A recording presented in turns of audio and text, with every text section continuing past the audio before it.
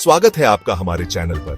दोस्तों, क्या आप तैयार हैं एक ऐसे सफर पर जाने के लिए जो आपको भारत के गौरवशाली इतिहास में ले जाएगा? एक ऐसा सफर जहां हर मोड़ पर आपको दिखेगी वास्तुकला की भव्यता, कला की नजाकत और संस्कृति की अद्भुत झलक। आज हम आपको भारत के शीर्ष 10 ऐतिहासिक स्थानों के बारे में बताएंगे। हर एक स्थान अपने आप में एक कहानी समेटे हुए है। हर एक पत्थर इतिहास की गवाही देता है। तो चलिए शुरू करते हैं। दिल्ली की शान कुतुब मीनार हमारी सूची में 10वें नंबर पर है। 73 मीटर की ऊंचाई से यह मीनार मानो आसमान को छूना चाहती है। क्या आप जानते हैं कि इसका निर्माण 1193 में कुतुब उद्दीन ऐबक ने शुरू करवाया था?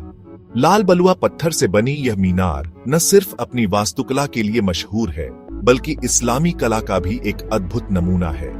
इसकी दीवारों पर की गई नक्काशी देखते ही बनती है।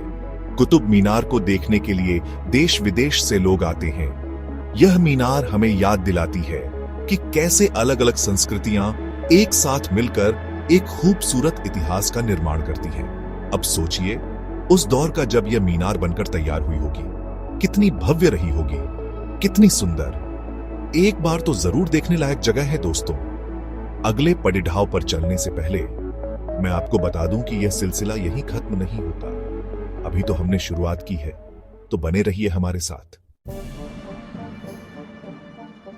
9वें पायदान पर है लाल किला, जो मुगल सल्तनत की शान और शौकत का गवाह रहा है। 1638 में मुगल बादशाह शाहजहां ने इस किले का निर्माण करवाया था। लाल बलुआ पत्थर से बने इस किले को देखकर लगता है जैसे इतिहास की किताबों से एक तस्वीर जिंदा हो गई हो। यमुना नदी के किनारे बसा यह किला मुगल वास्तुकला का बेहतरीन नमूना है। दीवाने आम, दीवाने खास, रंग महल, मोती मस्जिद जैसे कई खूबसूरत हिस्से इस किले के अंदर हैं। हर एक हिस्सा अपनी कहानी कहता है, अपने जमाने की रौनक बयां करता है। आजादी के बाद से हर साल 15 अगस्त को भारत के प्रधानमंत्री लाल किले से ही देश को संबोधित करते हैं। यह परंपरा इस किले के महत्व को और भी बढ़ा देती है। अब चलते हैं हमारी सूची के अगले पड़ाव पर, लेकिन उससे पहले मैं आपसे पूछना चाहता हूँ, क्या आपने कभी लाल किला देखा है? अगर हाँ, तो कमेंट में जरूर बताइएगा। प्यार की निशानी, मोहब्बत की दास्तान, ताजमहल हमारी सूची में 8वें नंबर पर है। सफेद संगमरमर से बना यह मकबरा मुगल बादशाह शाहजहां ने अपनी बेगम मुमताज महल की याद में बनवाया था। ताजमहल को देखकर ऐसा लगता है जैसे प्रेम ने खुद को पत्थर की जुबान दे दी हो। यमुना नदी के किनारे स्थित यह इमारत अपनी खूबसूरती से हर किसी को मंत्रमुग्ध कर देती है। इसके निर्माण में 22 साल लगे थे और लगभग 20,000 कारीगरों ने दिन रात काम किया था। ताजमहल को दुनिया के 7 अजूबों में से एक माना जाता है। ताजमहल को देखने के लिए दुनिया भर से लोग आते हैं। सूरज की पहली किरण से लेकर चांदनी रात तक हर रोशनी में ताजमहल का नजारा देखने लायक होता है। तो दोस्तों, क्या आपने कभी ताजमहल देखा है? कमेंट में जरूर बताइएगा। और अब बढ़ाते हैं हमारी सूची के अगले पड़ाव पर। 7वें नंबर पर है जयपुर का हवा महल, जिसे देखकर ऐसा लगता है जैसे गुलाबी पत्थर से कोई सपना सच हो गया हो। 1799 में महाराजा सवाई प्रताप सिंह ने इस महल का निर्माण करवाया था। हवा महल अपनी अनोखी वास्तुकला के लिए जाना जाता है। इसमें 953 छोटी छोटी खिड़कियां हैं, जिन्हें झरोखा कहा जाता है। इन झरोखों से महल के अंदर हमेशा ठंडी हवा आती रहती है, इसलिए इसे हवा महल कहा जाता है। कहते हैं कि महल की रानियां इन झरोखों से बिना बाहर दिखाई दिए शहर का नजारा देखा करती थी। हवा महल राजपूत वास्तुकला का एक अद्भुत नमूना है। जयपुर की यात्रा हवा महल देखे बिना अधूरी है। तो दोस्तों, अगली बार जब भी जयपुर जाएं, तो हवा महल देखना न भूलें। अब चलते हैं हमारी सूची के अगले पड़ाव पर, जहां इतिहास और कला का एक अनोखा संगम देखने को मिलेगा। 6ठे नंबर पर है महाराष्ट्र में स्थित अजंता की गुफाएं। ये गुफाएं सिर्फ पहाड़ों को काटकर नहीं बनाई गई हैं, बल्कि इनमें इतिहास और कला को भी उकेरा गया है। 2री शताब्दी ईसा पूर्व से लेकर 6ठी शताब्दी ईस्वी तक बौद्ध भिक्षुओं ने इन गुफाओं का निर्माण किया था। यहां आपको बौद्ध धर्म से जुड़े चित्र और मूर्तियां देखने को मिलेंगी। अजंता की गुफाओं में की गई चित्रकारी को देखकर आप दंग रह जाएंगे। इतनी बारीकी से की गई चित्रकारी मानो उस जमाने के कलाकारों के पास जादू की छड़ ढी रही होगी। इन गुफाओं में आपको गौतम बुद्ध के जीवन से जुड़ी कई घटनाओं को दर्शाया गया है। अजंता की गुफाएं सिर्फ एक पर्यटन स्थल नहीं है, बल्कि भारतीय कला और संस्कृति का खजाना है। तो दोस्तों, तैयार हो जाइए अजंता की गुफाओं के दर्शन के लिए। और अब बढ़ते हैं हमारी सूची के अगले पड़ाव पर। 5वें नंबर पर हैं खजुराहो के मंदिर, जो अपनी उत्कृष्ट वास्तुकला और कामुक मूर्तियों के लिए विश्व प्रसिद्ध हैं। मध्य प्रदेश में स्थित ये मंदिर चंदेल शासकों द्वारा 950 ईस्वी से 1050 ईस्वी के बीच बनवाए गए थे। खजुराहो में लगभग 85 मंदिर हुआ करते थे, जिनमें से आज सिर्फ 25 ही बचे हैं। इन मंदिरों को यूनेस्को ने विश्व धरोहर स्थल घोषित किया है। खजुराहो के मंदिरों की वास्तुकला अद्भुत है। नागर शैली में बने इन मंदिरों में बारीक नक्काशी और मूर्तियां देखते ही बनती हैं। यहां आपको धार्मिक, पौराणिक और कामुक विषयों पर आधारित मूर्तियां देखने को मिलेंगी। खजुराहो के मंदिर भारतीय कला और संस्कृति का अद्भुत संगम है। यहां आकर आपको ऐसा लगेगा जैसे आपने समय यात्रा कर ली हो। तो दोस्तों, तैयार हो जाइए खजुराहो के मंदिरों के दर्शन के लिए। और अब बढ़ाते हैं हमारी सूची के अगले पड़ाव पर।